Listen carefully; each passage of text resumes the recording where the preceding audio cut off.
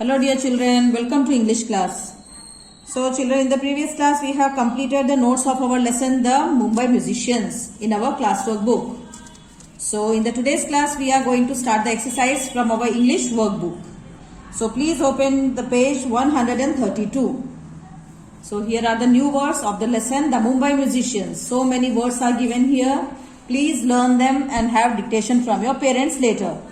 So let us begin the words. Musicians, MUSICIANS, musicians. पता है ना आपको म्यूजिशियंस का मतलब? कोई भी व्यक्ति जो कोई म्यूजिक प्ले कर सके, कोई धुन बजा सके या म्यूजिकल इंस्ट्रूमेंट बजा सके, उसको कहते हैं म्यूजिशियन. एक से ज्यादा है इसीलिए यहाँ प्लूरल फॉर्म में म्यूजिशियंस कहा गया है. TIME time, TIME time. LIVED lived, LIVED lived. NAMED named, NAMED named. WORKED worked, WORKED worked. YEARS ears, YEARS ears. FARMER farmer, FARMER farmer. Carried, CARRIED carried. HEAVY heavy, HEAVY heavy भारी. Carried मतलब ले जाना.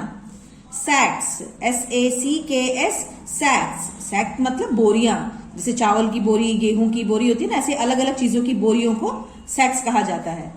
CORN corn, corn की सैक्स. Okay, जैसे corn मकई भरे हुए भारी भारी बोरियों को सैक्स कहेंगे. CORN corn. Sugar cane, SUGARCANE sugar cane. FARM farm, FARM farm. Factory, FACTORY factory. Tired, TIRED tired. World, WORLD world दुनिया. Good bye, GOOD good, BYE bye good bye. Set off, SET set, OFF off set off. Set off का मतलब क्या है? किसी जगह में जाने के लिए निकलना. ओके, किसी जर्नी पर निकलना. Set off. Towards, TOWARDS towards. City, CITY city. So Gopu किस तरफ निकल पड़ा था? सिटी की ओर. ओके, टूवर्ड्स मतलब जिस जगह पे आप जाने वाले हैं, सिटी की ओर. Okay. Music, MUSIC music. Replied, REPLIED replied. Friends, FRIENDS friends. Dusty, DUSTY dusty. ROAD road. FUR fur. फर मतलब क्या होता है? एनिमल के शरीर के ऊपर जो बाल होते हैं उन्हें फर कहा गया है. Become, BECOME become. Together, together, TOGETHER together. Along, ALONG along. Together मतलब एक साथ. Along, ALONG along. LOVE love, LOVE love. WISH wish, WISH wish. JOIN join, JOIN join. BAND band. What do you mean by band? Band का मतलब होता है group of musicians. ये collective noun है. बहुत सारे म्यूजिशियंस, अलग अलग धुन बजाने वाले लोग सब एक साथ में हो, then it is called BAND band. Reached, REACHED reached. PEEPED peeped, peeped मतलब फटक से जल्दी से झांक के देखना. Okay. Through, THROUGH through. Delicious, DELICIOUS delicious, yummy tasty. FOOD food. Decided, DECIDED decided निश्चय करना. Okay. People, PEOPLE people.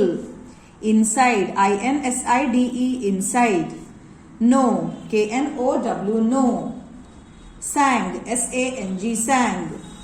Thought, THOUGHT thought. Ghost, GHOSTS ghost मतलब भूत. scare, SCARE scare डराना. Okay, so children learn all these words. Hard words are very important. It will make your reading good. So पहले इनको learn करें, फिर lesson reading की practice भी करें साथ साथ में. So all these question answers we have already discussed in our class workbook. Okay, and some questions are there in the write the correct option. यहाँ पर भी कुछ questions repeat हो रहे हैं, इसलिए हम लोग directly exercise ही शुरू करेंगे. Okay children, so exercise is write the correct option A, B, C, D in the box. आपको क्वेश्चन ध्यान से पढ़ना है, सही आंसर को चुनना है और वो आंसर को यहाँ बॉक्स में भी लिखना है. So I have already solve. So question ध्यान से सुनिए, ऐसा नहीं कि कॉपी कर लेना जल्दी जल्दी से. लिसन टू द क्वेश्चन, समझिए क्वेश्चन में क्या पूछा गया है, then only we will write the answer. Gopu worked for a dash. Gopu dash के लिए काम किया करता था. सो गोपू किसके लिए वर्क करता था? एक वॉशरमैन के लिए, एक फार्मर के लिए, मिल्कमैन के लिए या टेलर के लिए? So Gopu worked for a farmer. एक किसान के लिए काम किया करता था. So answer is B. Tick answer B and write the answer in the blank also. FARMER, farmer. Number 2, Gopu carried heavy sacks of dash. Gopu carried heavy sacks of dash. Gopu भारी भारी थैले डैश के ले जाया करता था. किसकी भारी भारी थैलों को उठाया करता था? A, सैंड एंड मड, रेती और मट्टी के थैलों को. व्हीट एंड राइस, क्या गेहूं और चावल की बोरियों को उठाया करता था? C, ग्रास एंड कॉर्न, क्या घास और मकाई उठाया करता था? या कॉर्न एंड शुगर केन, मकाई और शुगर केन, शेरडी. So answer is D. Right answer is D.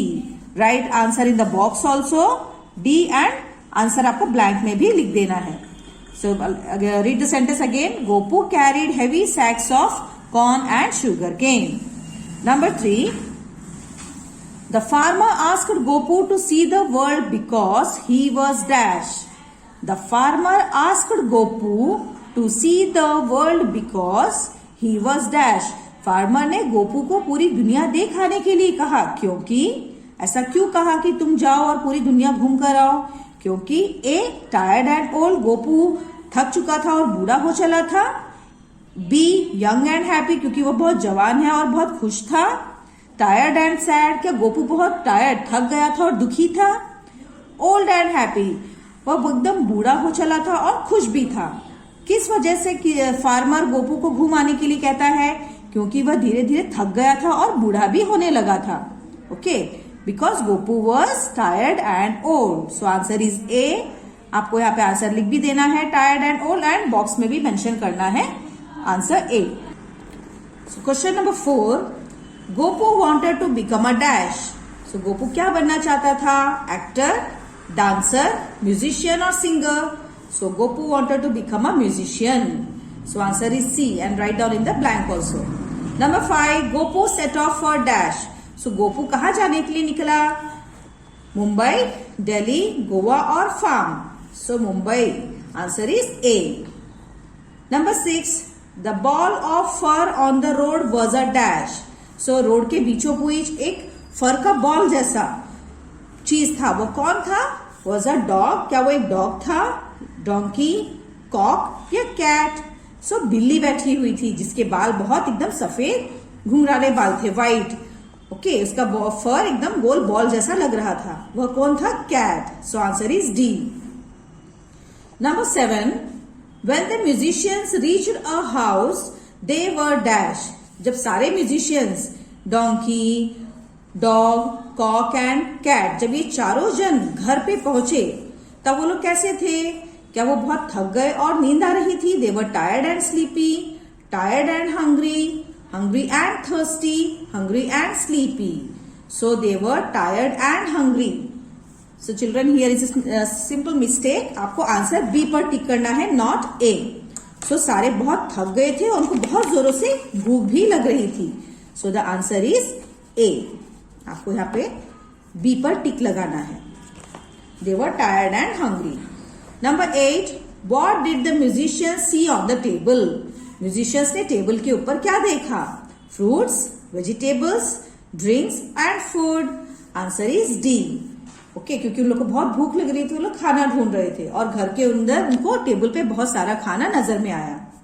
Number 9, the people in the house thought that they were dash. So घर के अंदर जो लोग थे उनको क्या लगा कि बाहर कौन आया है? ए, रॉबर्स, लुटेरे आए हैं.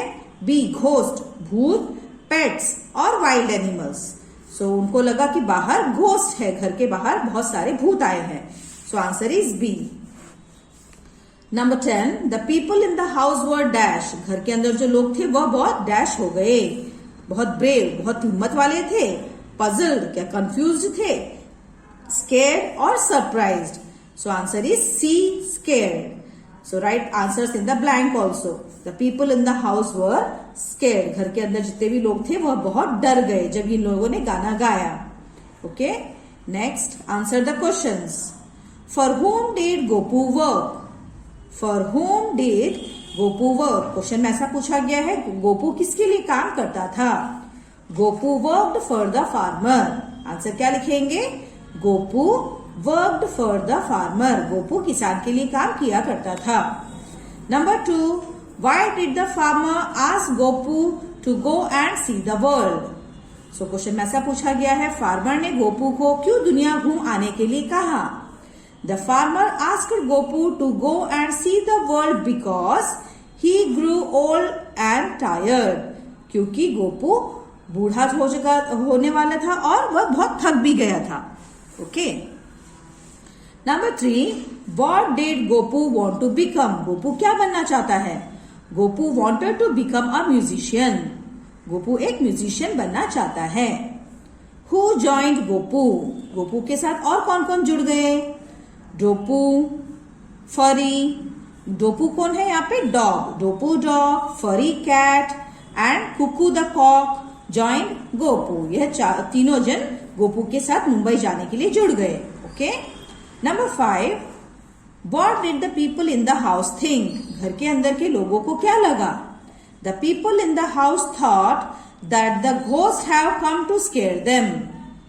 The people in the house thought that the ghosts have come to scare them. घर के अंदर के लोगों को लगा उनको डराने के लिए बहुत सारे भूत आए हैं. ओके चिल्ड्रन, सो ये क्वेश्चन हमने ऑलरेडी क्लास वर्क में भी लिखे हैं. Next page again. So next exercise, short E words. So हमने E, यहाँ पे E से A, एंड यहाँ पे कुछ शब्दों में E का साउंड E, बड़ी E की मात्रा जैसा भी सुनाई दे रहा है. Short I words. यहाँ पे short का मतलब जहाँ पे I का साउंड एकदम छोटा सा है. Long I words. कहीं कहीं जगह पर I का साउंड लंबा है. ओके. जब आप वर्ड्स पढ़ेंगे आपको पता चलेगा डिफरेंस.